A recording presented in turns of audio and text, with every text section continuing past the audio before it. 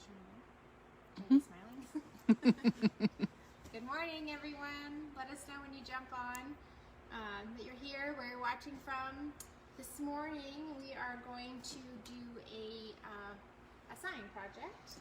We have a few of you who, sorry. That's wrong. Too close? Yep. Your head has disappeared. Oh, my head has disappeared. Okay, well, let's get that all adjusted.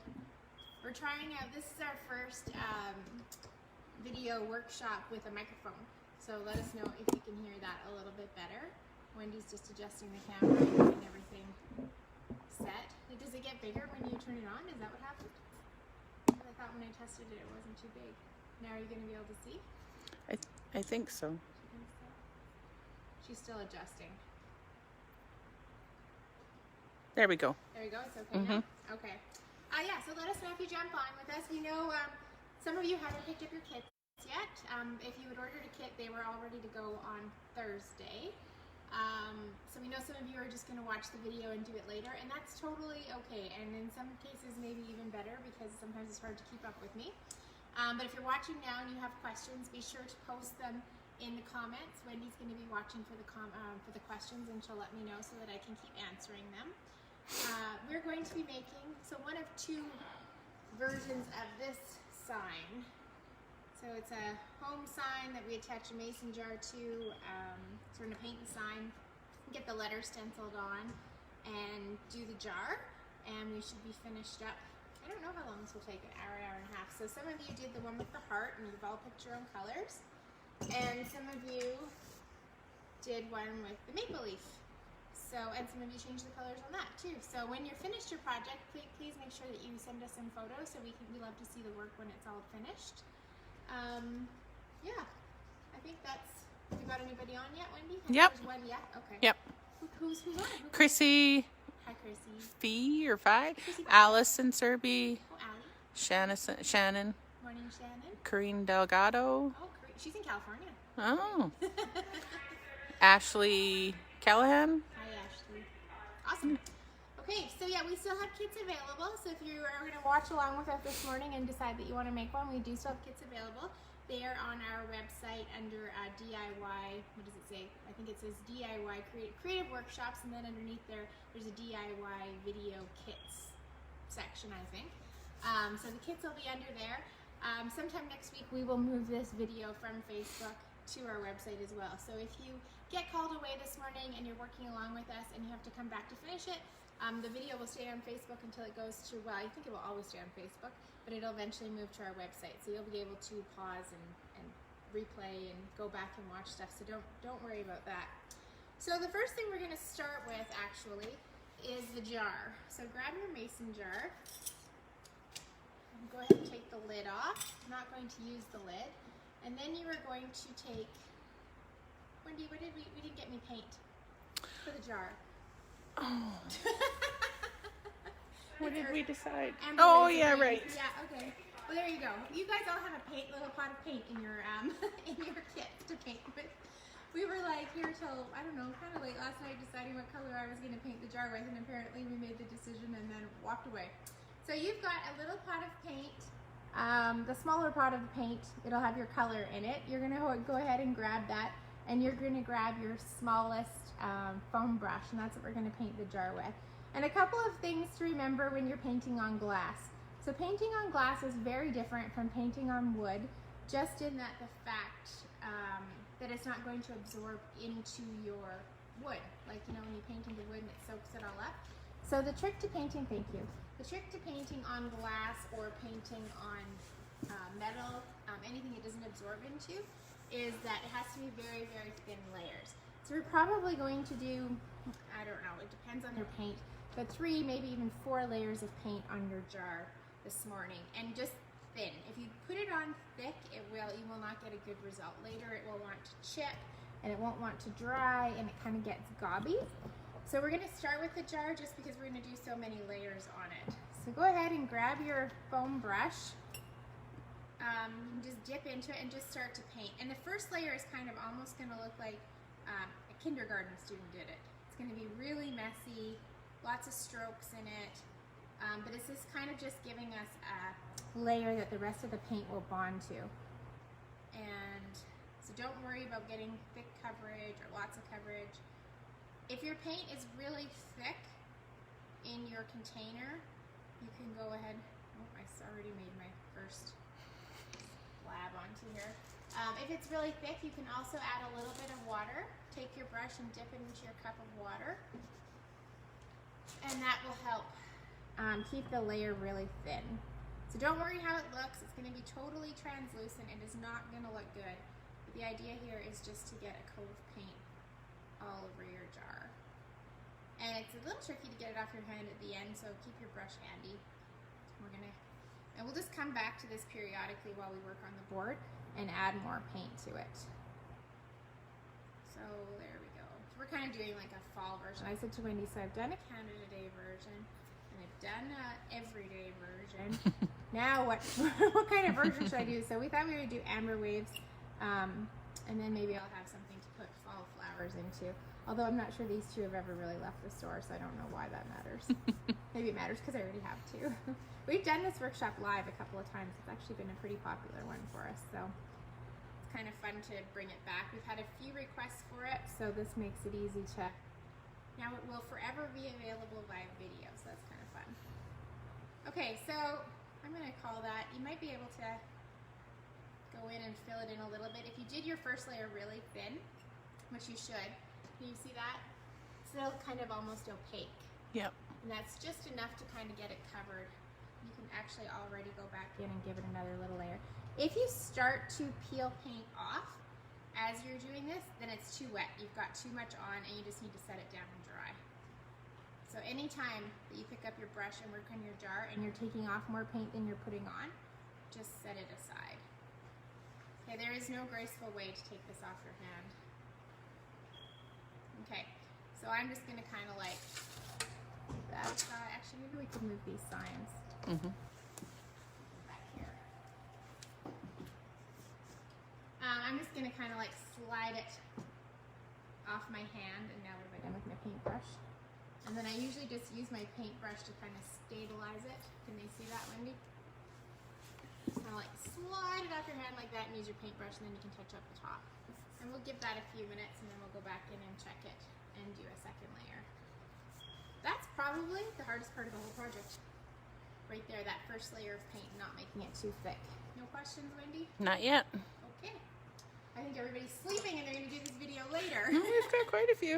We didn't know when to do this video because now the store is open. So we open at 10. So the store is reopened, and but we open at 10, and so it's like, well, you either have to do it before work or after work, and it's trickier now to pick a time. Okay, so your next step is you're going to take your glaze. Now this is kind of like a custom, not very custom, that sounds too fancy. But what we've done is we've created what we call mud glaze. And mud glaze is 50% brown glaze, which our brown glaze is a bit, it's almost, when it's done, it's got a little bit of an orange hue to it, and I didn't want any orange hue coming through. So it's 50% of the brown and 50% of the black. And roughly, that's not an exact measurement. I literally took half and put it in the bottom and kind of filled the other half back up. So give it a bit of a shake before you open it. And you're gonna use your big cup that was included in your kit and go ahead and dump it in there. Maybe you don't need all of it, so it's quite a, it should be like a very dark chocolate, almost black color right now. You probably are not gonna use all of it, so don't dump it all in. We can always add more later. And then you're just gonna take your cup of water and add, not very much, just a little bit, just to kind of dilute it down a little bit, because we don't need to have this super thick. And start on the front side of your board.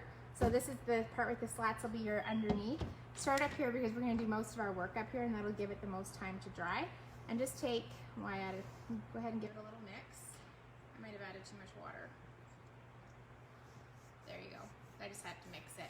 So you want to put it on fairly thick, and this does not have to be a good job because we're going to paint right over top of it. So just take that little brush, second little brush that you have, and just give it a going over. So you're basically, glaze is the chocolate paint version, or the American Paint Company version of stain. So by the way, this is totally non-toxic. I don't know if you've watched our paint videos in the past, but this product has no binder in it, no chemicals chemical in it. So if you're doing this inside in your house this morning, you'll notice that there's no odors, there's no VOCs. It's completely eco-friendly, and it's really great because it dries really quick, which allows us to kind of power through some projects. And it's good for the environment, and it's good for us. So great product. So just take that foam brush. It's so weird. I'm used to talking to people again now. Now I'm just talking to myself. Wendy's not even talking. And just glaze over the whole board. And the top part is going to get paint, but we still want, you technically, you could just put the glaze where you're going to distress down to it, but that's a little bit trickier to know exactly where you're going to do that, and you've got lots of glaze, so I would say just do the whole thing. And then you should always finish, especially because we live in Alberta, you should always finish your whole board, and the reason being is that it will seal it and it will keep it from warping later or shrinking or getting some sort of other nastiness. So if you just seal your whole board, this takes a couple minutes now. It's like a nicer, more professional finish, but it also will prevent that from warping and shrinking on you later. So, I don't know what else to say about that. What else should I say about that, Wendy? She just laughs. I told her this morning that with the mic on, I didn't think you guys would be able to hear her, and I don't think she's going to speak now.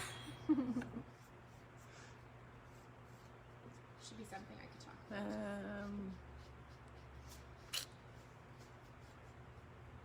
Wendy says, Trying to think. I know, right? It's early for us too, apparently. Usually our store would open at 9 on a Saturday, and we haven't gone back to doing that in this COVID area because it's given us time to do stuff like this, but we're not also fully awake, I don't think. Okay. And if you're having trouble keeping up, at this point you could, you know, if you don't get your whole back of your board glazed in the same amount of time I do, this is something you could do at any point. So don't feel any pressure to keep up here.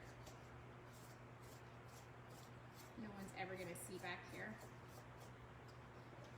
So it doesn't matter, but it is nice to seal it. You might notice that we're not using, this is a brown, so the back of the boards are brown, even though you see that nice gray color coming through on the front. But this, I like this brown color, this mud, I don't know what else to call it, this mud color that we created for the back. It's a nice, rich, deep, dark brown color. Okay. No questions? Not yet. You're making it hard for me to not run out of things to say. So I know what I could say is if you bought the DIY Essentials kit, which I think probably about half of you this morning are doing your project with the DIY kit. So that is going to have a glaze brush in it. This is the brush you would be glazing with instead of this, which will work a lot easier and a lot better. So this is your glaze brush, which I had actually intended to use when I glazed. And now that I'm almost done, I don't want to get it dirty, but that's the brush you would glaze with if that's the kit you have. And I know there's quite a few of you now that have bought that kit, which is nice. We're kind of starting to think about how workshops will look in the fall, and probably one of the requirements for the workshops in the fall will be to bring your own paintbrushes. So if you are already purchased that kit, you'll be ahead of the game in that regard. We hope we can do in live or in-person workshops in the fall. We miss having people here, especially me who stands here and talks to herself for an hour and a half. Okay, I'm going to call that done. Okay.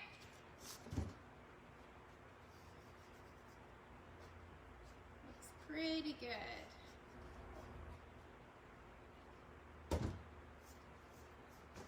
My top is not quite dry, but it's close.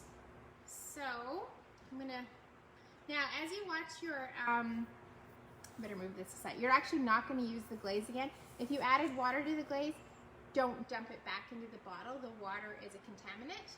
The glaze is actually organic. So that is now, it can go down the sink, or it can go in a separate container and be sealed and be stored, or like a lid put on something like this. But don't add it back into this bottle of glaze, which we hardly used any, so you've got lots of glaze here. Because the water will contaminate it, and it will actually start to smell like rotten eggs, and it's just gross. So don't dump it back in there. But once you've got your board done, you're actually done with the glaze, and I'm going to move it aside because I like to spill things. Put it back there. Sherry Crozier has a question. Hi, Sherry. Is this kit available at all times? Yes, it'll be available. Well, we have a certain number of hearts. I can't remember how many, and certain number of maple leaves left. So we will keep it available till we run out of those. And we have, any idea how many we have left? No, it's a fairly decent sized bag. We probably have we can probably make up a total of around 20? maybe 20, 15 would be safe Yeah. to say, 15 more kits. So we'll keep it available until we don't have hearts and maple leaves available to us anymore. The rest of it, these boards are made right here in Airdrie by my husband. So I think those will always be available. Don't tell him I said that. Everything else is pretty readily available. So yeah, it's just the maple leaves and the hearts that would stop us from keeping this kit going. Okay, as you watch your jar, I don't know, can you zoom in on the jar, Wendy? I don't want to touch it and pick it up if I don't have to. So, can you see the difference in the color on the camera, or not really? Can you kind of see it? Is it too much the same? Or if I tip it, does that help? Yeah, maybe. Yeah. Oh, yeah, I think I can see it. Can you guys see? Yeah. So the dark color here, where it's kind of darker, is still wet. And where it's kind of started to turn a bit of a chalky color, so it's got lighter, that part is dry. So we're kind of going to wait until more of it has turned this chalky color before we try it. Actually, I can't pick it up. So this, it feels that's pretty really dry. good. That's really good. So it feels pretty dry, and it comes right off of my finger, whereas here, it's not coming off of my finger, and it's a lighter color. So I just put the paint on a little bit thicker there. So just kind of keep an eye on your jar, and when your jar starts to turn all light colored, then you're going to be good for a second coat. And you don't want to rush the jar, because if you were to paint, oh, I probably shouldn't have my arm on that. If you were to paint over top of this right now where it's still a little bit wet, you'll just take the paint right back off. So you do need to let it totally dry to be good. Can they see that? Does that make sense, everybody? Okay. So our board, you'll know your board is dry when it starts to warm up again. When it's wet, it's a little bit cold feeling. And my board actually feels pretty good. The top part, doesn't matter about the bottom part. If you're not sure and you have your hair dryer out, you can just give it a quick going over. Try not to blow everything else off. The edges might not be.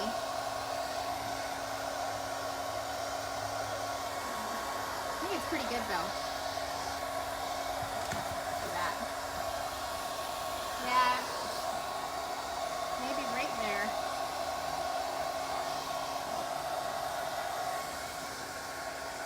Put heat on. Oh. There. Right on my edges, just a tiny bit wet.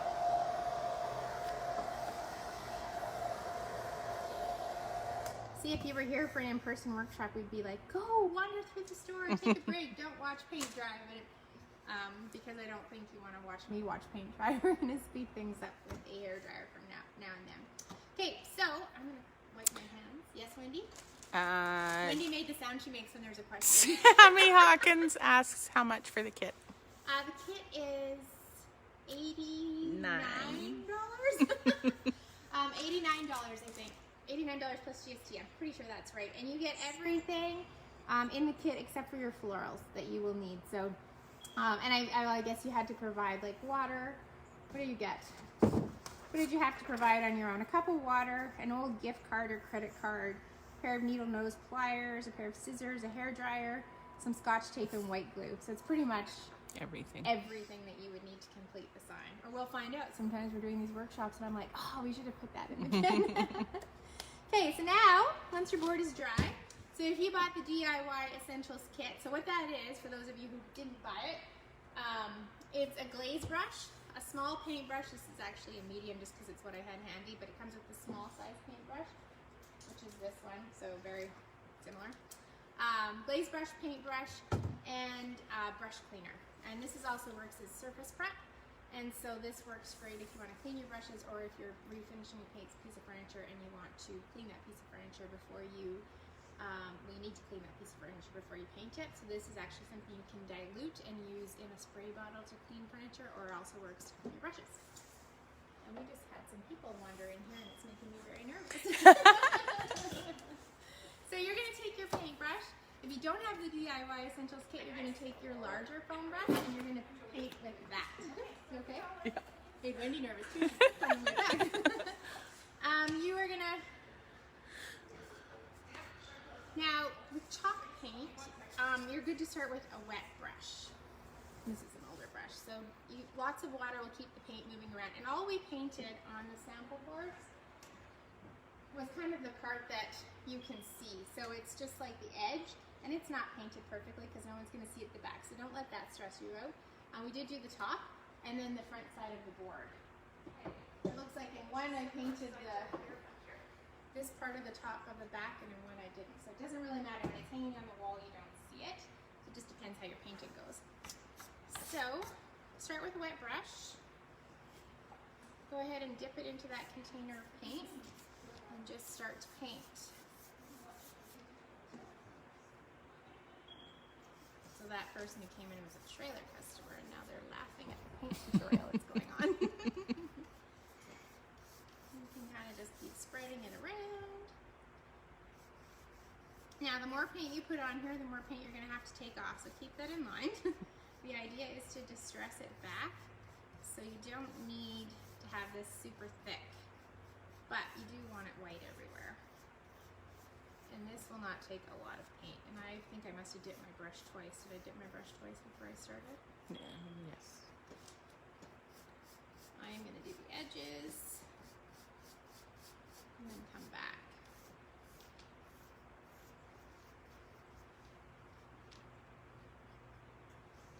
Okay. So again, the chalk paint is completely organic. You can eat it if you want to. I don't recommend it. It tastes terrible. But if your dog or your kid, or you happen to lick your fingers while you have the, I guess we've all learned not to touch our face now though. While you have paint on here, it's non-toxic and you're not going to hurt yourself or your dog or anyone if they happen to eat it. And again, it'll dry really, really fast because there's no chemicals, there's no smell, no VOCs in the paint either, which is great in the middle of winter in Alberta when you need a project to do and you can't go outside. Or if you want to paint a piece of furniture and not move it in your own house, you can just paint it in place. And very easy to clean up until it's sealed.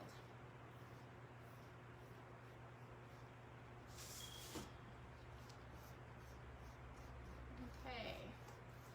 Just keep filling it in. I would say you don't really want to see the stain coming through, but you don't need it thick either. Probably, oh, if you're doing this with your foam brush that came in the kit, you don't need to necessarily start with it wet. You aren't hurting anything if you start with it wet. Just play around with it. You can put the paint on in full, it's hard going back between the two different brushes. You can put the paint on in full strength, but if it's too thick, then you just add water to your brush to water it back. Some of it seems to depend on the color and the pigment in the paint color, how thick it comes out of the jar. So I am going to stop there for a minute and just give it a quick blow dry, I think. Everybody doing good? Can you tell? I don't know how many for sure are doing it this morning. Yeah, I don't know. It's hard to tell that.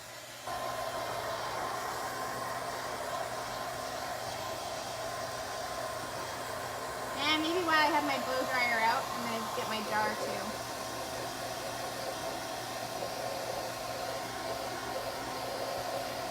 Can they hear me? I hope you probably can't tell if they can hear me, can you? Probably not. This probably makes the blow dryer really loud.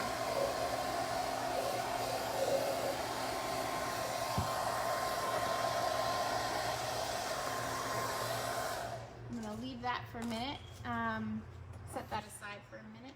Don't feel like you have to keep up. I'm trying not to make the video boring, so I'm moving fairly quickly. Like I said, if you're doing this live, you can always come back and finish it, or if you're just watching it now, I'm going to do it later. You don't have to go as fast. So my jar is, I'm gonna leave that for a minute, the board, but I'm gonna go ahead and do the second coat on my jar. Now, when you do the second coat on your jar, you don't wanna have a lot of paint on your brush because it'll start to peel it back up. If you just kind of keep you also don't want your brush to be dry because it'll scrape it off. So you have to kind of find your happy medium and don't use a lot of pressure. You're kind of almost gliding over the jar as you fill it in. And if you happen to take sometimes where you've touched it and your finger oils have left a mark, it won't take the paint very well. It's okay, because we're going to distress the jar back anyway. So don't distress about the distressing. You can start to kind of fill it in a little more on the second coat. I totally feel like someone's going to come talking out of my phone and ask a question. They said they can hear you, so okay, that's good. You can hear me? Just fill in your jar. And also something to remember about, like when we do this workshop live, lots of people stress over the jar painting. It is the hardest part, but like half your jar is against a board.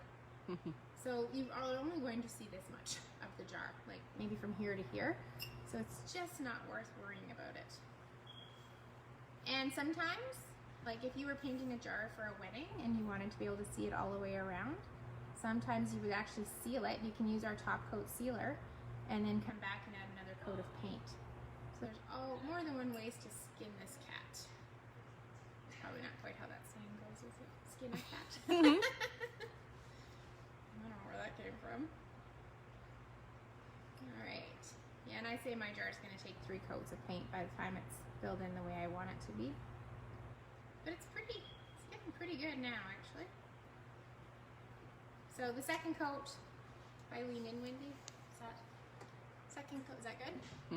Second coat should be something along those lines. If it's not, don't worry. You can do 15 coats if you need to do 15 coats. It doesn't matter. But the second coat can start to be fairly filled in. Here is a spot I would say I touched, and it doesn't really want to take the paint. So that's okay. We'll leave it and try it the next round. If we don't get it, we don't get it. It's like you paint everything to rub the paint off anyway. So it's just not worth worrying about. I'm going to go ahead and set my jar aside again. Now this board has taken on an interesting little look. It's kind of like a distressed barn board whitewashed look right now, which I kind of don't mind. It's not really what the project was. Sometimes those are the happy accidents when you're creating something. There would be nothing wrong with leaving the board like that if you so choose. We're going to continue to paint it, but the idea here is that you're like making your own piece of art and doing your own work. So if you get to this point and you're like, hey, I really like that look, then stop. Don't keep going just because I kept going. Sometimes like the worst mistakes happen when you just try to do that like one little extra bit. You're always like, oh, I wish I would have just stopped when I had it there. So don't feel like you have to keep going. I am going to give mine a little bit more white. Some of you, if you did the Canada flag, you have this, or the Canada board, you have this color. This is Navajo. And if you did the one with the heart, you have a color called Home Plate. Home Plate is our best seller, but I am particularly fond of this Navajo color. It's such a pretty white. You know, one thing that if you have time to go grab, and Wendy, maybe you can find me one, is something like a Q-tip to push the paint out of these holes as I'm painting them in. Not a Q-tip, a toothpick. Not a Q-tip. A toothpick would be good, or something that you can put down in those as I paint over my holes. You're going to want to have those cleaned out. So try not to fill in the pre-drilled holes any more than you have to paint it. The ones for the jar are good, but my ones for the wire are fairly covered in. Okay. So you don't want to leave a lot of time. The one kind of crucial time thing here, I guess, is we're kind of mixing the paint and the glaze. That's how we're getting this pretty gray look. So you don't want to like glaze your board today and then paint it tomorrow because they won't mix anymore. And that is the trick to that weathered gray look that we've achieved on the boards, is doing these close together. So once you get your board done, if you want to leave it and come back to it tomorrow, that's okay. But you don't want to glaze it today and paint it tomorrow because This is not obviously a true white. It's starting to get that gray, even though we didn't use gray glaze underneath of it, but we mixed enough of the black into it.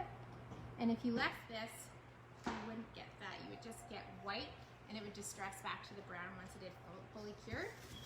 So you want to kind of keep moving on this part of it. But once you get the board the way you like it, if you want to leave it till tomorrow, that is okay. Okay, and if you happen to get paint on something you didn't want paint on because it's chalk paint, no binder in it, I'll just wipe right off. Okay, I'm pretty happy with that. If you're asking questions, Wendy's gone to look for a toothpick, so she'll be back to check on you in a minute. Alright, that's really pretty. So now, because we've done it this way, it's not going to take a ton of distressing, which is good, less work. So, and every board is going to turn out differently, depending on how much white paint you used, how heavy a hand you have. So we're not looking for it to look exactly the same. This is what makes it look like an old piece of weathered barnwood. This is the best technique I've ever seen for doing barn board. She brought me a zip tie and a knife. I asked her to No toothpicks. or not a zip tie, I don't know what that is. A garbage bag tie. Who picks their toothpicks? Okay, well, if you don't have Wendy, get a toothpick. Okay. Oh, it's wet under there. That's pretty, hey? My back's messy. My backs are always messy, but at least it's sealed. Smooth that out a little bit. If you get drips, like I just got a drip there, it's usually because you have too much paint on your paintbrush. So just take your paintbrush, take your paint down a little bit. Now's a good time to look for the drips though, because it's way easier to wipe it off when it's wet than when it's dry. So that's pretty. You like that? Turned out good. So it looks like actual, and it's going to get a little bit better. It looks like actual barnwood. Usually when you see like replicated barnwood, it's always kind of like, I don't know, it looks like replicated barnwood. But I always think, like when I see this could potentially be a weathered board, which is cool. Cool. Yeah, it takes a lot of work to recreate something that you want to look old. That's for sure. Okay, so I'm gonna hit mine with my hair dryer. There we go.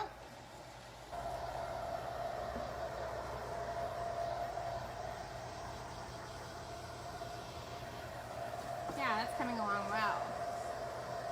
I don't know what to say when I'm... So this is how you dry a board. Instead of what, this is how you watch paint dry on the accelerated schedule.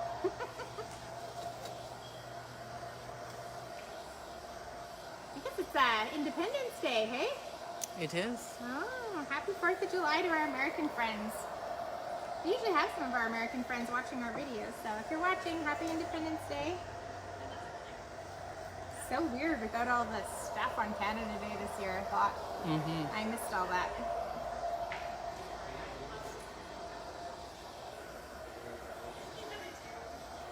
You want this pretty dry before we do the next step, including my hands. So if you wanted to walk away at this point, instead of drying it with the hairdryer and come back in an hour, a half an hour, 45 minutes, whatever it is, that would also be fine. But you don't want to leave this till tomorrow. You want to get the board done today because of the way we mix the paint. Let me turn that up. So you want it dry but not cured.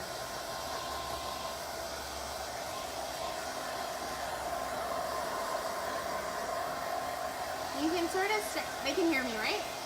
They said they could before, yep. So you can sort of start to see it turn chalky as it dries. It changes color just a little bit. It's harder to see on the white. But yeah, like that's pretty dry now. Just like we did on the yellow. It gets a chalky, less glossy finish.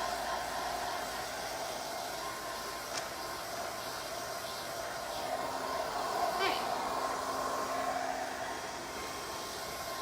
That's pretty good actually.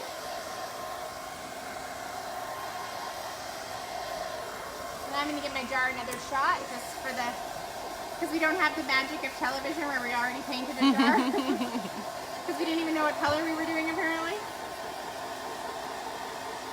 I just stuck my finger in a spot I shouldn't have.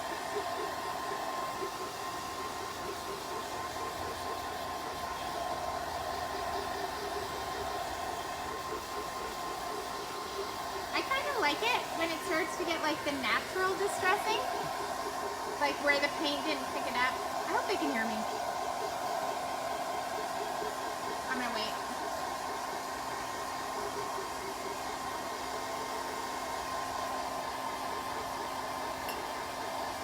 Is Maddie not watching? Maddie always Working. tells us. Is she working? Mm-hmm. Maddie's always like, I can hear, or my dad. Maddie or my dad. Where are they?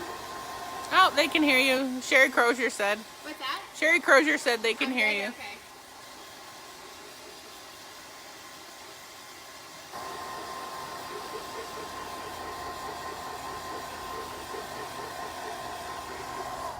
Okay, I'm gonna let the jar just sit. So I kind of like it when it starts to get like the natural distressing in it. We are gonna distress the jar. I'm probably gonna give it one more layer of paint. But I would be okay leaving the jar like that, where it's not perfect and it just is how it came out. Some people want it more perfect, some people want it more distressed. I do like to be able to read the letters. If you're painting a jar for something other than this project, the only thing I would say is it doesn't work well to distress with a dark color because it's dark inside, and so you get the really neat look when you rub it off and can kind of see through it. If you're wanting to like paint a jar black or navy or like a dark green, you probably also want to paint the inside of your jar so that you can see the distressing come through. So it works really well on the lighter colors for sure. Okay, so now here's the second hardest part of the project. To make sure your board is going the right direction. Because we've had these stencils go on upside down and it's not as cute saying, what would that be, Eomi? So we want to make sure we get home the right way. So you want the two holes that are at the top, that is the top of your board. That, you know what, I'm just going to use this black wire. Poke it through if I can. Get rid of the paint.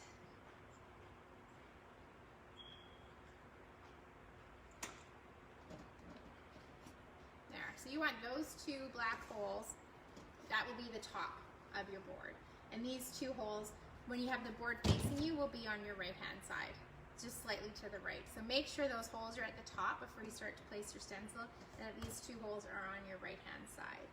Now, we're kind of excited about our new stencils. I've been a bit of a holdout on this because I didn't know how to do it, but these are our new stencils. So our old stencils used to be white, and then they would have a kind of an opaque, hard to see, you couldn't really see the letters through it, pre-mask on it.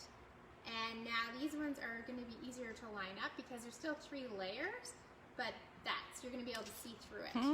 So yeah, Wendy didn't even know. So I designed the stencil and it's pretty much a perfect fit. We got a little overhang at the top and a little overhang at the bottom, but it's not going to be hard to line up. So if it's kind of equal distance on the top and the bottom, you're good. That's where it should go. And the H, just in case you're wondering, the H has the hole for the wire kind of in the middle of it. So you do probably want to make sure, based on that everything got drilled and since that your H doesn't end up with the hole like in the middle of the letter, that would be the only thing to watch for. But I think it's going to just be fine. Yeah, it's naturally going to be in the right spot. So you're feel free to move that stencil wherever you would like it. Just keep in mind the jar and the flowers are going to take up some room and that you're watching for that. But when you go to lay this down, now you can see. So that's kind of an exciting thing about our stencils. So first things first, before we lay our stencil down, is we're going to distress the board. And now you're probably working in your house and you don't want a big sandy mess. So you're going to distress with this white cloth that was included in your kit. This is just like a lint-free rag, and you're going to use water to distress your board. And how you do that is you hopefully have your cup of water handy, and you're going to just put it in the water. You do not want this super wet, especially if you're moving as fast as I have and you haven't left your board a long time.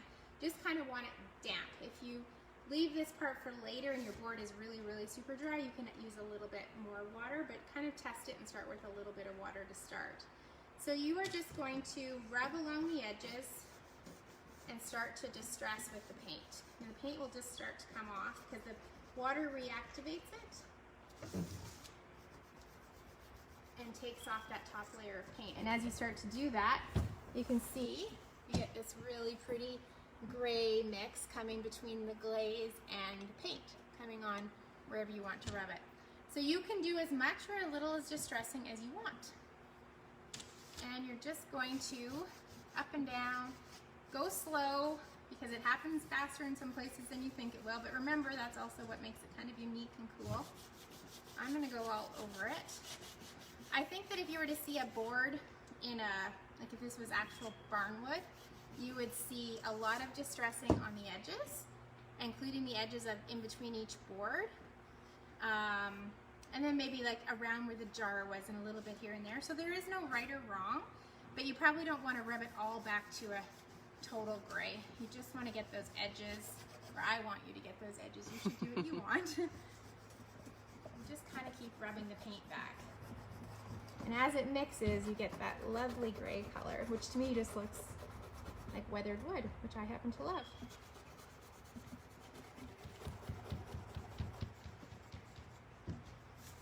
And you'll kind of know when you've done enough. Just kind of keep taking a look and checking it. If you take too much off, or if you're not happy when you've done it, we've included enough paint that you can go back in and add more white paint and keep playing with it, but sometimes that's where the mistake comes in, is where you overdo it. So yeah, I think this is like magic. Every time I do this, I think, oh, it's just so cool and so pretty how it mixes. And I really love, so Reg always wants to sand the edges of these boards really smooth, and I don't let him because that's the character of the wood coming through in the cuts there, which looks like an old plank fence, how it would have been cut and put up. And then Mother Nature would have done this part. How are we doing, Wendy? Good. So this will also smooth out your board before stenciling. And you've got sandpaper in here. If there's something that's driving you crazy, we included that in case you wanted to sand it before you started or you want to sand it now. But the problem with sanding off the white paint is it takes it down to the raw wood really fast and you can't control it and you lose, you cannot achieve that look. Can they see that? You cannot achieve that look with a piece of sandpaper. You have to do that with paint and water. Otherwise it just goes, you lose all that character and the grain that comes out in the wood. This is wet distressing. We use this on furniture pieces too when we want to take it back to the original color or an underneath color, because you can control it so much better than you can with a piece of sandpaper. I do love this. I was sort of like, oh, we've done this workshop a few times. Oh, and then this part I love, making the board old. Like that's incredible that that was just like a plain pine board 40 minutes ago, right? I don't know. I think it's incredible. Maybe you guys think I'm crazy. Probably nobody else thinks that's incredible, but I do. Oh no. Susan Mercier says she loves the look this is creating. Yeah, it's so pretty, right, Susan?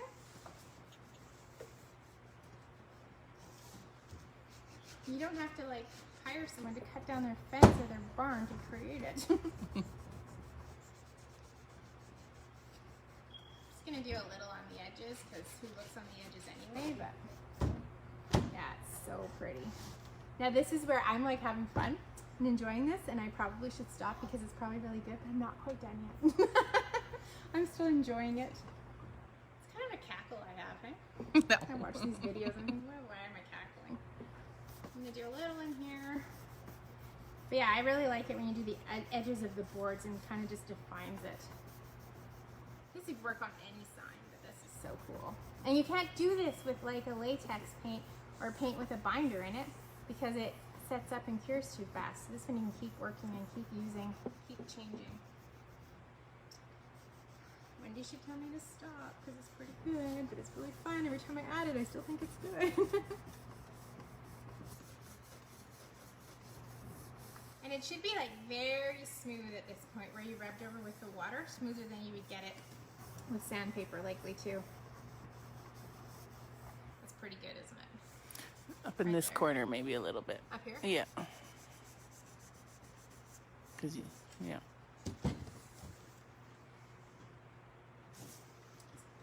A little bit more water there. Oh, there we go. And if it goes down to the raw wood, mine hasn't. I might try to get it to do it right here. Oh, yeah, now it has. That's good too. So we've got like just a little bit of the raw wood coming through there mixed in with the gray now, and I think that's really pretty and really cool too. It's not that hard.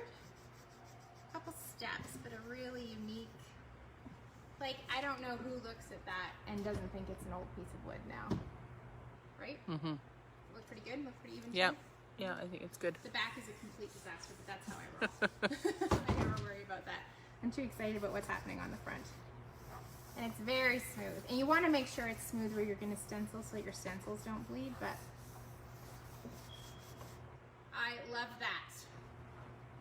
Okay, I'm going to set my water aside so I don't spill it. Take a little bit of creative juice and keep rolling. Make sure everything's closed up. Okay, so your board is done. My board is a little bit wet because I added all that water to it, or sorry, a little bit cold feeling, so not quite ready to stencil yet. How's the jar doing? I actually think I can add a little bit of paint to my jar. Try and finish off my jar here. And then we'll let it sit. Well, my jar should add a little bit of water to this.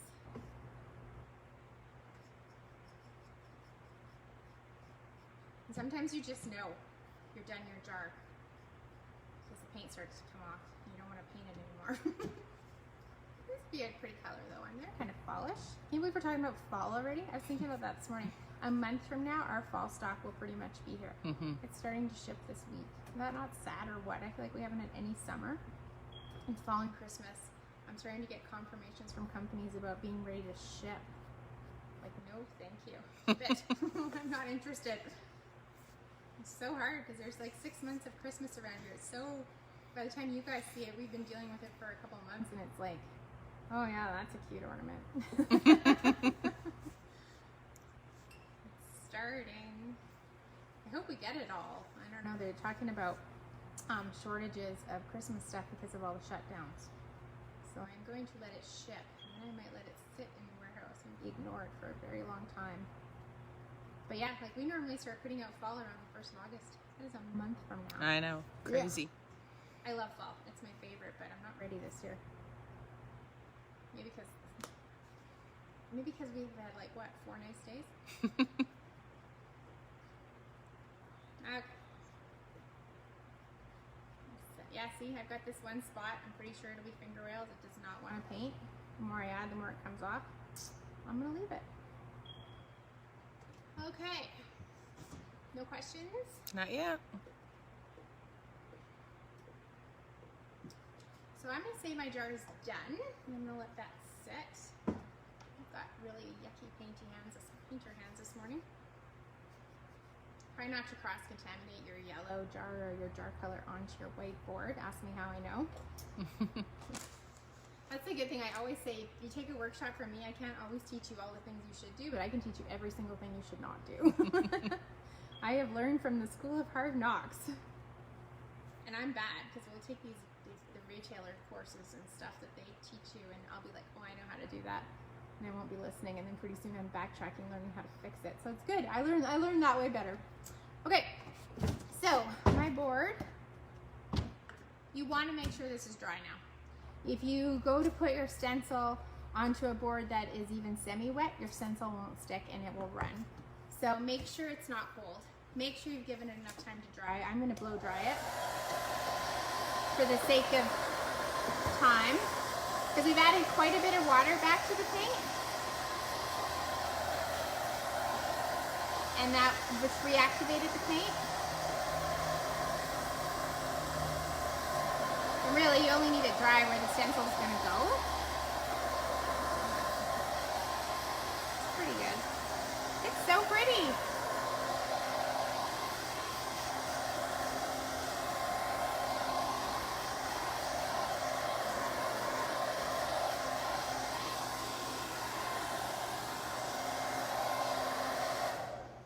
Okay, yeah, it feels pretty good. Okay, so now you're going to peel off the back layer of your stencil, and if I was nice to you, I didn't make them all the same end in the same spot. I was not nice to myself. Just depends how it goes. So, you know what probably is a good idea? I did these late at night. One night is take your credit card, your gift card, or whatever you have, and just burnish it down.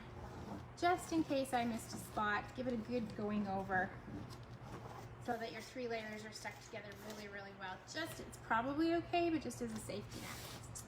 Now, peel off that back paper. So the back paper is the one with the grids on it, and we're gonna take it off first. And as you go, let's see what happens. If it starts to lift, okay, there, it did it. So right there where you can see that you want this white paper to be completely clean at the end of this. So if it starts to lift there, just lay it back down, take your credit card, and go back over top of it. And go slow. I've had good luck doing it on just a slight bit of an angle, and it seems like it doesn't pick it all up. Now, I did cut the O. You want the O, so the O is there. You have that just for placement. You obviously are not going to stencil the O, because that's where your heart or your maple leaf goes. So it's supposed to look like this. You can see the O there, but we're gonna try and leave the O in place. And then you can measure if you want. I'm actually gonna move it over and put that hole right in the middle of my H. And I don't think you really need to measure. I always think you don't need to measure. But it's pretty foolproof to get that laid down. So there it is. Laid down, you've still got that top layer of pre-mask on it. So then what you wanna do, take that credit card and you really wanna burnish it into the wood. So you can kind of see it change color as you get it laid down. It'll get, go from opaque to just a little bit deeper blue. Really push that into the wood. And then you're gonna take that clear layer off. Isn't that nice that you can see that? Yes. Isn't that much better? So much Can better. you believe I knew about this and held off on it so long because I was afraid of it? It's harder to cut, or I find it harder to cut. But like that's gonna be so much easier to stencil. I actually sent a picture to Mandy this week, who always complains about the stencils. I'm like, look! She's like, I'm not, yeah. She said she was excited, but I think she was probably thinking, crazy person. Okay, so then you're gonna take this clear layer and you're just gonna peel it back. Go slow. This isn't a super intricate stencil, obviously, so you don't have to be crazy careful. I like to do it on an angle just because I've had better luck. You're just gonna peel it up, watching, again, you want this sheet to be totally clear. Like no blue should be lifting up as you go. If it does, you would, let's just pretend that was lifting. You just take this and go back over top of it with your credit card before you lifted it all off to get it down. Well, I guess we know who's not watching the video, Jim Nevada. And never will, so he'll never see that. Okay, go ahead now. If you take your original piece that you took off, the piece with the grid paper on it, I just like to lay it back over top of the blue. Go back over it with the credit card. Just one more little safety net that you won't have bleeding when you go to stencil it. Just in case you lifted it up at all. Fail it with your fingers. It feels pretty good. Okay, now stenciling. I don't think we put on your list that you should have a piece of paper towel, but a piece of paper towel would be handy for this. So if you want to grab that, you don't have to have it, but it's nice to have it close by. So you have a stencil color. I'm going to do mine the same as the jar. No, I'm not. I'm going to do Freedom Road, which Wendy was supposed to get me when we were It's in the right there. middle of the It video. is Oh, that. that is it. Yeah. I was holding it. Never mind. Okay, Wendy's not in trouble. You're done with your paintbrushes, by the way, so if you want to put them in water, if you've got that DIY essential kit, just huck it in some water and then you can wash it later. So you guys all got like a little container of stencil paint. You're just going to use that. Now you can paint your heart at this point. Who am I going to paint my heart? Am I going to paint my heart yellow or gray? I'm going to paint my heart. Are we gonna paint my heart yellow, Yellow. or gray? Yellow? I'm gonna paint my heart yellow? Okay. Wendy gets what Wendy wants. So you can just use your same brush that you were doing your jar with in that case. Or you can, so I did it both ways. I don't know if you guys can see, what, can they see that? Yeah, so one with the gray heart, one with the red maple leaf. That's a personal choice. If you're gonna do it with the gray, just use your, do it after you stencil. If you're gonna do it with your color that you did your jar with, you can do it at any point in time. It's just gonna take one quick layer of paint and it'll dry really quickly. Make sure you get the edge. Do not paint the back of the heart or the maple leaf. Just paint the front because we're going to glue it down and we want to glue to the wood, not to the paint. So just paint the front. You're gonna get a little bit more paint on your fingers, but it's okay, it washes off really easy. Okay. Stick that up there to dry and it'll dry very quickly. Okay, now I'm on to doing my stencil. Feel like a squirrel. I didn't write out the directions or anything for this because I've done it a few times and I thought, oh yeah, I'm good. Well, we'll see. Okay, so you have a little, it's like a makeup brush that came in your kit, and not a makeup brush, what do you call it? A makeup sponge? Wedge, yes. Yeah, something like that. So this is what you're going to stencil with. So the trick to clean stencils that don't bleed is using hardly any paint at all. A stencil will bleed or run when you have too much paint on your sponge or on your brush that you're using, and it will do it in a place you think it can't even bleed in. So we've made sure this is very smooth when we were distressing the board. So that's another trick, is that if you hadn't done that, which you will have already done, but if you hadn't done that, then it'll kind of escape down the paint lines that you created when you painted it white. So you do want it smooth, but it's also paint, and paint is like water, it'll get anywhere. So you want to almost stencil with a dry sponge. So go ahead and dip it. You guys have got like a little cup bigger than this, but a little cup like this of your stencil paint. You just want to dip the end into it. Get it fully covered on there. So something like that. And then I like to actually dab it off onto a paper towel so that it's basically, it looks like it's almost dry.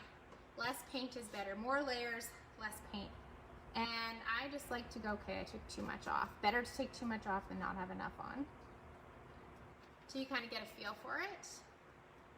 And then I like to work in a circular motion, being careful not to lift the stencil, which this doesn't want to lift really easy. But it's basically going on dry. And kind of splotchy, and that's okay. This first layer of paint is the most important one because it seals the stencil to the board. So it's okay that it looks icky. And I don't know that I'm a stencil wizard, but this is how I do it. So it's okay that it looks icky. I'm gonna leave that. And it's like, it doesn't come off on my finger now. Like when I'm saying you're stenciling dry, you are really stenciling dry.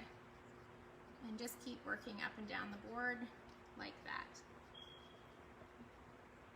And I just like a circular motion because you don't see the lines in the paint the way you do if you go up and down.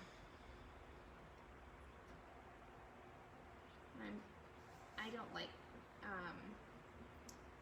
bleeding edges, so I'm a bit of a Nazi about this. Probably no one else would tell you have to do it this dry, but I'm like a better safe than sorry girl, especially when you've got this far.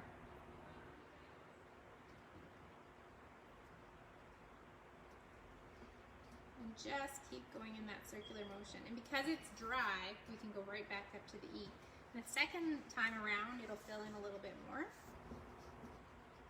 until you get it the look that you like it. The other thing about doing the thin layers like this is you don't get a ridge of paint, which if you think about a sign that you buy in the store, they don't have ridges of paint. It looks like smooth, like printed on. So you don't want a thick layer of paint here. You just want to be able to read the letters because it's just, well, you can have whatever you want. But to me, that's a more professional finish when it's smooth. Okay, so that first layer is done. You could use a tiny bit more paint on the second level because now you've sealed the stencil. And just start to fill it in a bit. You've got lots of room around the blue to not make a mess as you're stenciling. Same thing, if it starts to lift as you're stenciling it, you just need to give it another second to dry. move on to another letter and come back to it. It should fill in fairly easily. I would say I usually do this 3 to 4 times per letter before I like it. And remember that the board is super distressed. So you don't, not having perfectly filled in letters, it'll look good either way. It'll look good filled in, but not having perfectly filled in letters is okay because everything else is distressed. So it kind of goes with what we've already done on the board and done on the jar. You obviously want to be able to read it. It does not, we're not aiming for perfect here. And we always say that in our workshop.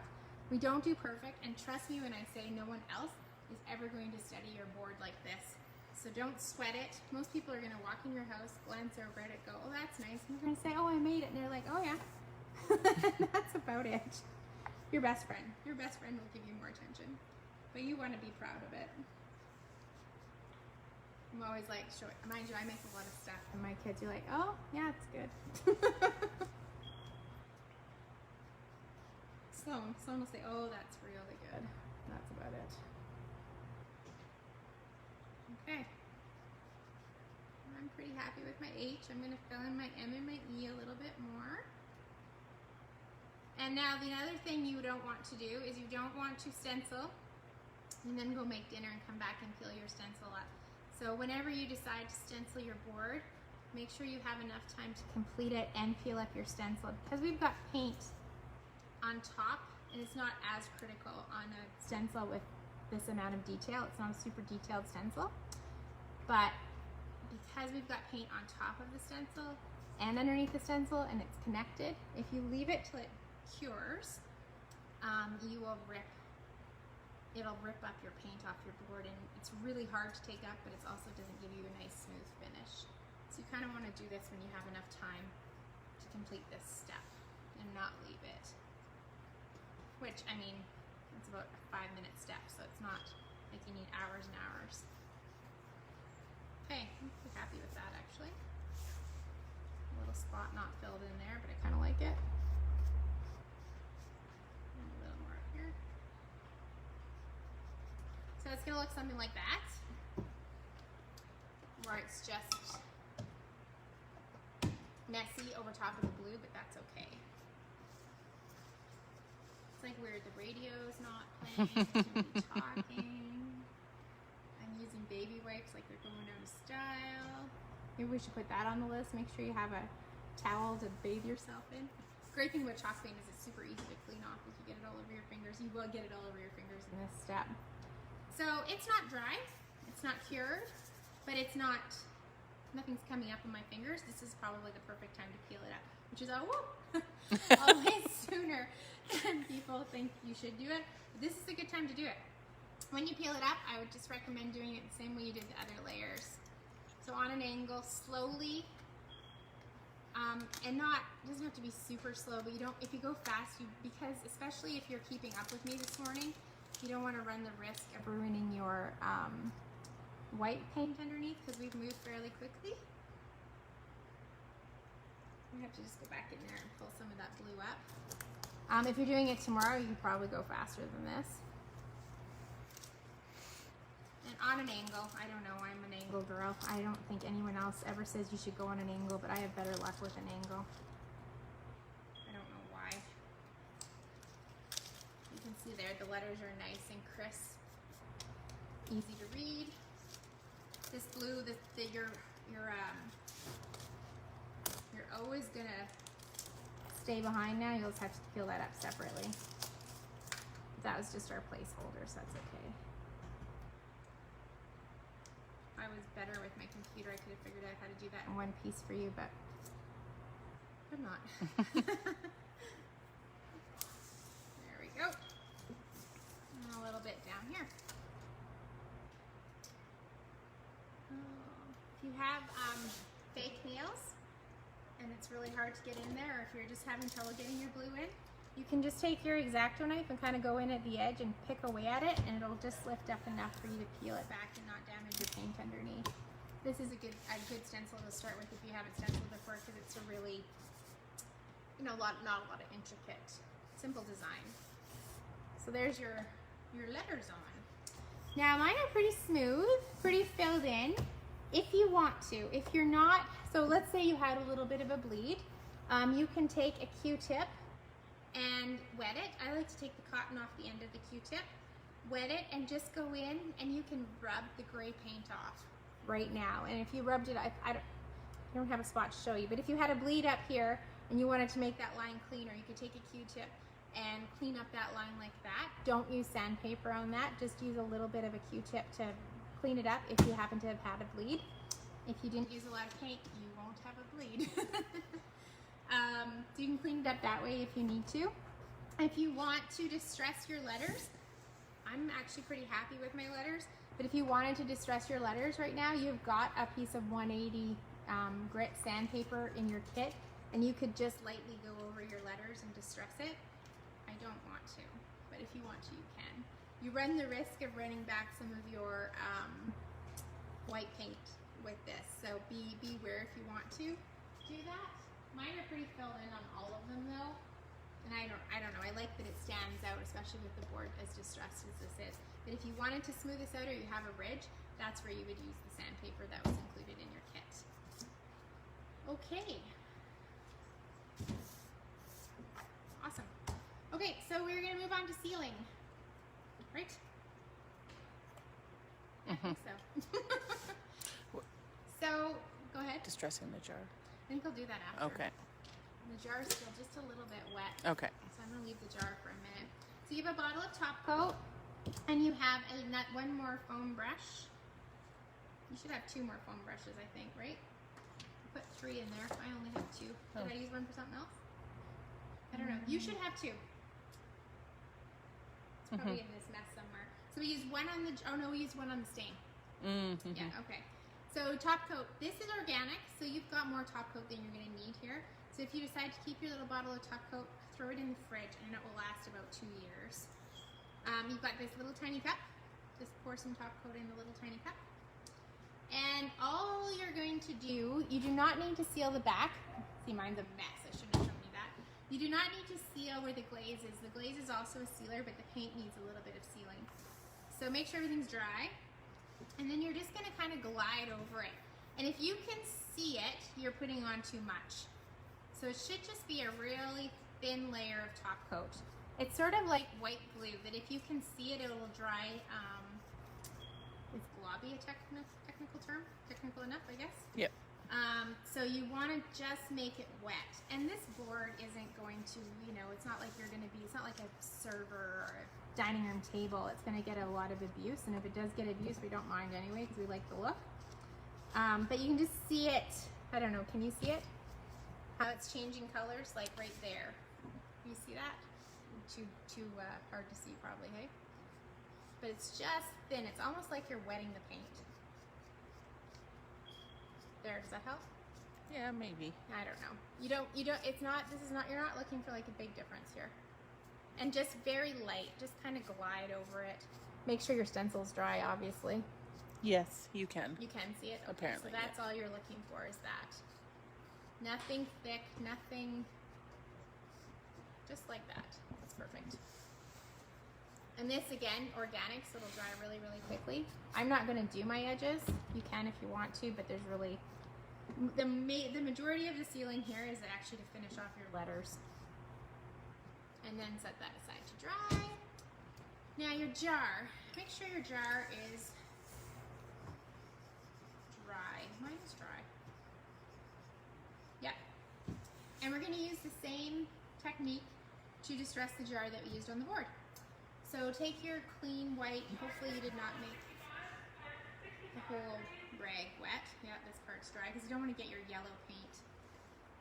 These are all of my baby wipes, okay? You don't want to get the yellow paint, or the white paint on the yellow jar, although you probably wouldn't anyway. So just, yeah, I would say even use less water this time. What's up, bud? Sloan's back there holding his tummy. What do you need, honey? I'm hungry. You're hungry? Remember how I said to bring a snack? Yeah. Yeah? I ate it. Okay, I don't know what you're going to do. So this should be less wet than your distressing on the board was. So this is just like barely damp. because it's glass and it's going to want to come off. If you want to practice, start on the back of your jar, which to me the back of your jar is the one with sort of like the, I don't know, what is that, grape design? And you're just going to kind of go over top of it. And the first part is almost like sanding it, where it gets rid of some of those paint strokes. Probably will never get rid of all of them. But then if you think about an old jar, you're going to want to highlight it where it was raised, right? That's the part that would be naturally sort of distressed. So going over top of that a little bit more, just using your finger lightly, and you start to distress the jar. You'll have to figure out how much of this you like. It's very personal. Put a little more water on. Wring it out mostly. So I want to see some of these measurements on the side. I'm going to go where that raised part is. But mostly I care about these letters on the front. You don't see them when they're painted. If you want to smooth out brush strokes, you can go side to side too. But I wouldn't worry a lot about that. And if you happen to take off more than you wanted to take off, you can go back in and paint it at any point in time. I'm going to go over the letters. I'm just using your finger. Must have a lot on that M. There we go. You can start to see now. So remember, if you had like a dark color paint where I said you wouldn't be able to see the letters, that's why, because it gets dark on the inside. Hopefully you guys can see that. But as you rub over it, it brings those letters out, which is very cool.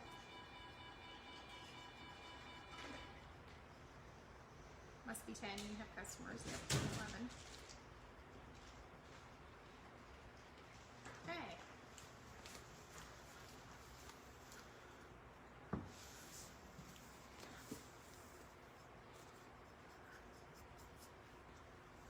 I really like that. I'm gonna give it a little more on the side. I really put too much water on. You don't want to use a lot of water.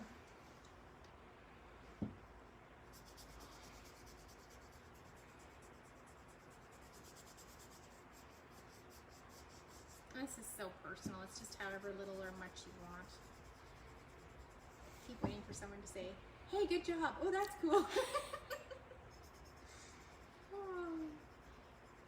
I'm gonna be shocked when we go back to in-person workshops and people respond when I talk. I know. I'll be like, "What?" Or they ask a question in real life. I'll be like, Now this top part is gonna get covered with the jute wire, so I wouldn't worry about it a whole lot, but for me, I kind of like it where the odd little splotchy piece comes off too. I have that in a couple places, I guess. Oh, there, I got one there now. Because it just looks more chippy. I guess I like it chippy. Chippy like me.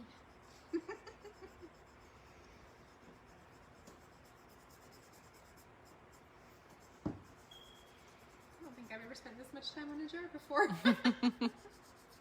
Oh, there we go. Yeah, so something along the lines of that in your jar is good. Can they see that? Yep. Yeah. So yeah, again, if you'd done a dark color on your jar, totally fine. You'd probably want to paint the inside of your jar too. Otherwise you lose the detail when you distress it. For some reason I just can't stop.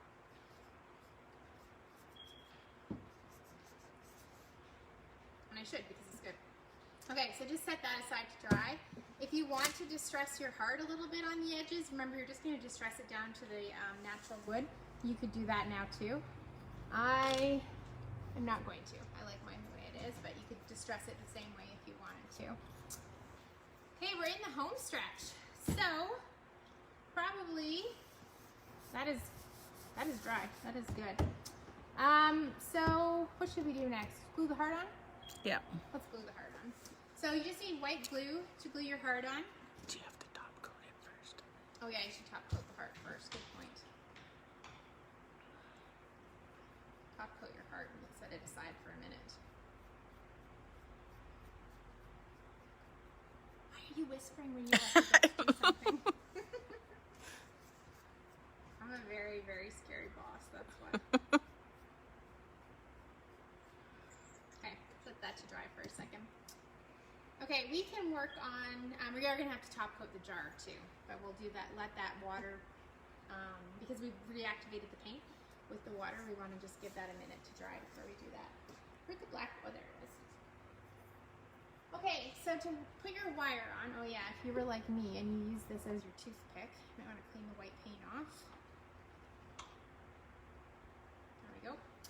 So, put the back wire on. You want to thread it from the back to the front. I'm not going to lie, the hole's a little bit hard to see. That might be a sign I need to wear my glasses. There we go. Just poke it through to the front. A little more paint in there, I guess. On both sides. And then just take needle nose pliers or scissors or whatever you have. Pull that through a little bit more. And you're just going to kind of make like a little curlicue. So you want to have it through a lot. And then I have to tip my head and my arm and my body, but that's actually not necessary. So grab kind of like down maybe a, what would that be, like a half an inch, quarter of an inch, something like that. So you shouldn't have to turn your body like this to do this, but I do. And you just kind of are like going to twist it around. Maybe it's better to grab the end. Use your fingers, so this is really bad. There we go. Just to make like a little loop and then pull it back through. Sorry, I shouldn't hold that up. Pull it back through and your wire hanger is attached. You can kind of play with it as you go, but it's just like something like that, however you want to do that. Turn my whole body again. Oh, it's ridiculous. Oops. It's hard to do this far away. I would do it like this. This is easier. And turn it around. Curlicue, they don't have to match, it's all good. And now your hanger is installed, just like that. Now we can go ahead and glue your heart on. And just take a little bit of white glue, and we'll see if our white glue is dried up. There's a good chance, actually. Oh, yeah, a little bit. Use the knife. Why you brought me a knife? That's good thinking. Get this cleaned out of here a little bit.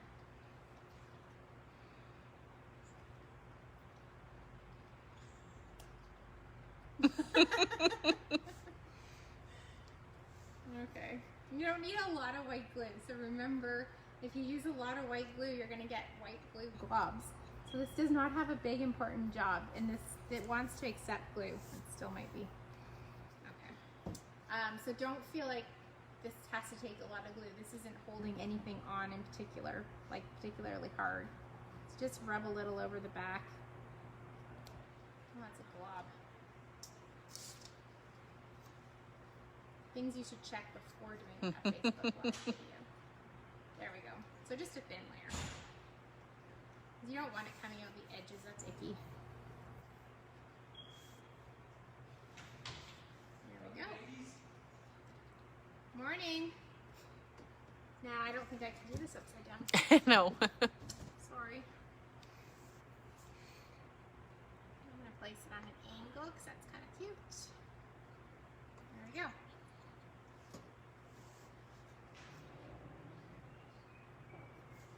Any white glue will do. There's nothing fancy or special. That's just the glue I have on hand.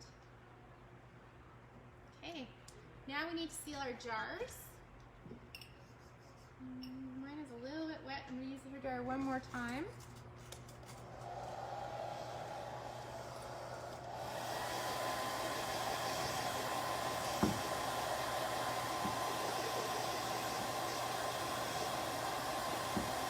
That's pretty good.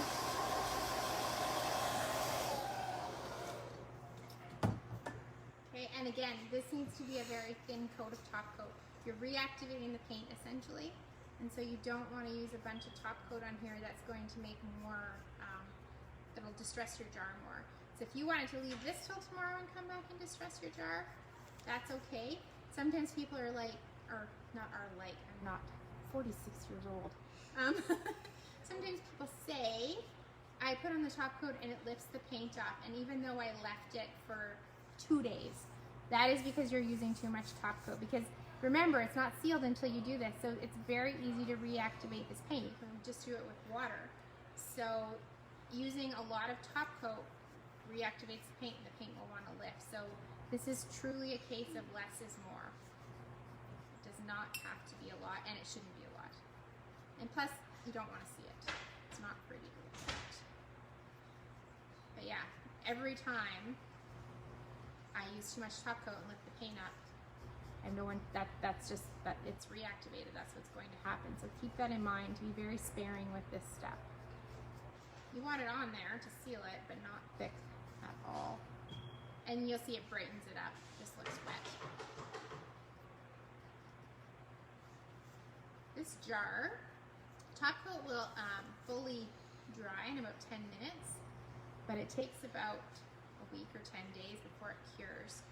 So even though it's dry, the jar isn't fully cured. So you wouldn't want, I don't know what you would do. If you were to, what would you do to a jar? But like if you took your fingernail and you ran it across it in the next couple days, you'd still be able to lift the paint. But in about a week's time, it's on there almost indestructibly. I don't recommend testing it, why would you? But it really adheres to the jar well. So, we're almost done. What time is it? 10:21. I've been talking to myself for an hour and 20 minutes. That's nothing. Okay. No questions? No.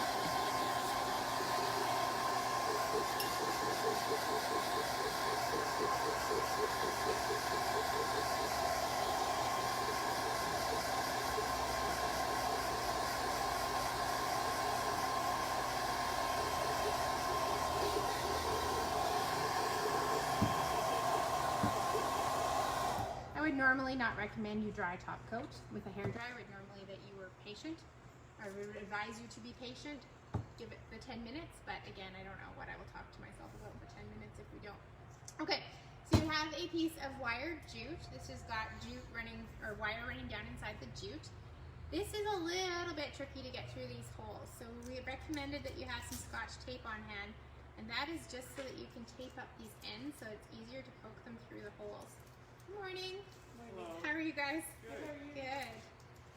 So you're just going to go ahead and tape up the ends of this jute.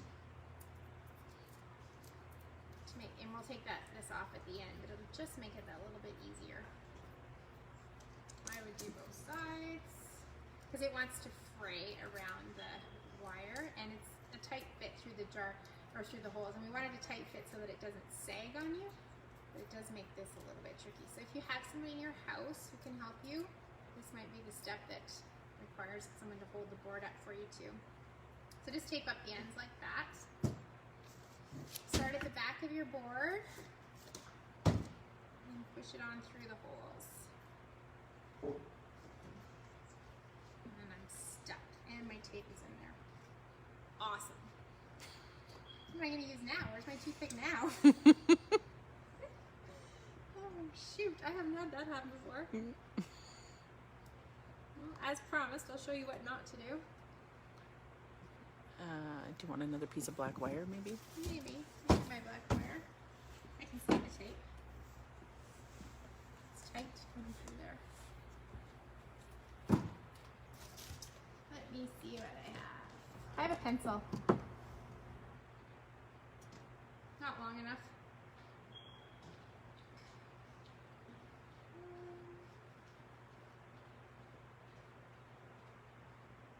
That's unfortunate. I can push it through anyway. Oh, it's so close.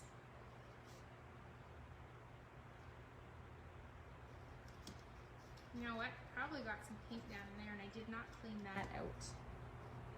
This will get it cleaned out. Okay, I got it through. Okay, good. I got it through on the other side. Don't give me too much credit. Put this piece of tape through. This is a very stubborn piece of tape.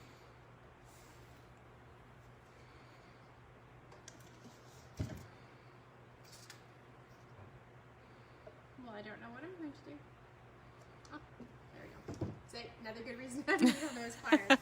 Okay, you only need to get it through on one side. Actually, so you do not need to tape both sides because this side's going to stay on the back. then bring it back through the, I'm gonna try the tape again, because I don't know if you can push it. I had a lot of tape on that side. Maybe just go around it once. I had gone around it like 10 times. That might be the problem. Here's my scissors. Just enough to hold that together, but not make it thick, because I would say that was probably my mistake. Oh, either that or it's just a thick piece of wire right there. Okay, I'm going to trim it because I pushed that all up. Take your pliers and trim it and then put the tape on it, because when I got stuck going through the hole, I think it bunched up the jute. We were so close to the end, we got a major mistake. Okay, trim that back.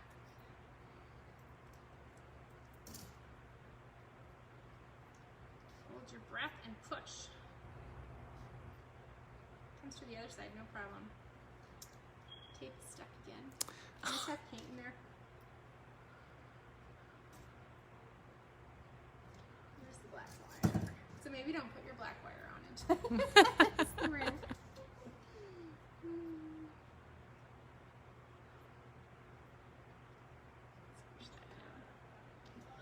Oh, I do have paint in there. That is exactly what's wrong. There's a big glob of paint. Let's see if I can file it out a little bit with this wire. We used to use that little file thing. Yeah, we did used to have a file for this purpose in the workshop. Oh yeah, I like painted in there. Shame on me. Or maybe cleaned out a little bit.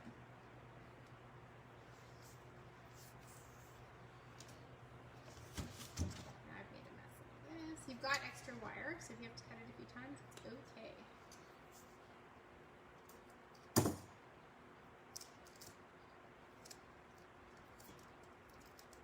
Did everybody turn it off? Are they tired of watching? No, but this is good because this is a hard part, right? Yes, So this is a hard part, it's true. I think the paint's cleaned out. I can't see very good because I didn't bring my glasses.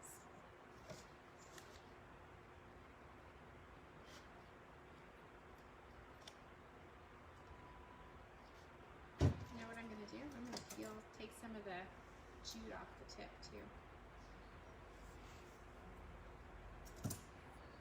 I feel like there must be a lot of paint in there, or Reg deliberately drilled this hole smaller. I'm sure he'll be in trouble either way. Okay.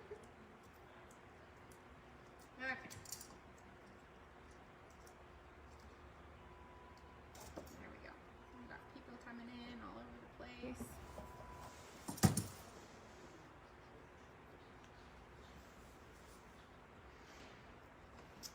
I don't know, that does not want to go through. Maybe I've got paint on the back I can't see.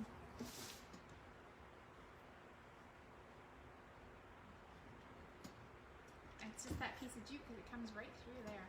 I'm going to back it out this other hole.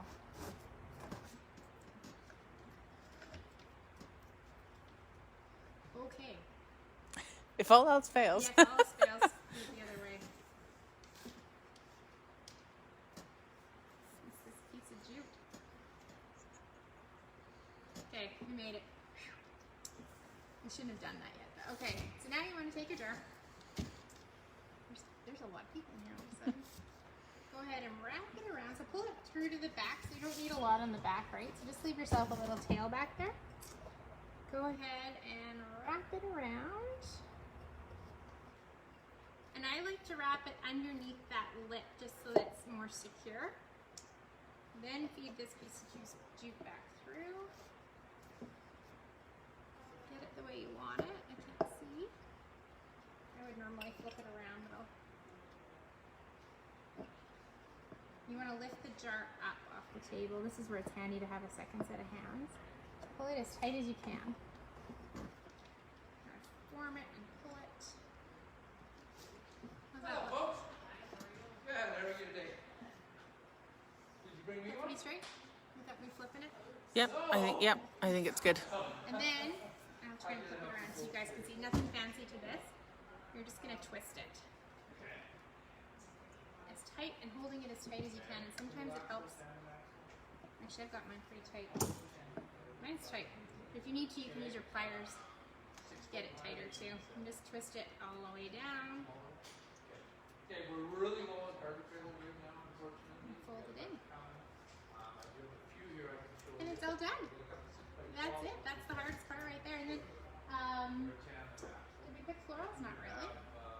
we did. We kind of have some random stuff back here. We were tired. We got some berries. These berries would look really pretty in it for fall. Because you know I need a fall home sign. So if your berries are tall, you can trim these, or you can just fold them up. Place it in there. Maybe a little bit of this one. Then the back. Put florals in here. Just go outside or inside, wherever you'd like to put it. If you're putting it outside, you probably want a little bit of cover on it, or seal the whole board. How's that look? From here it looks Good. ridiculous. No, it's good, I think. That's good. And that's it. So that's your whole project. That was pretty fast, an hour and a half. So don't hesitate to take longer to do it. If you have any questions, so this is now, we're July 4th at 10:30. So if you're watching this after this time, we're not on here live, but you can always send us a message or make a comment, and we'll be sure to get back to you if you have questions completing your project. We do still have kits available on our website. Anything else I need to say, Wendy? Just thank you. Thanks for getting up at 9 o'clock and sticking with us. If you finish your kits, please send us pictures. We love to share photos of the finished projects on our Facebook page, and we really appreciate all you guys and your support. Have a great weekend. Thanks so much for tuning in.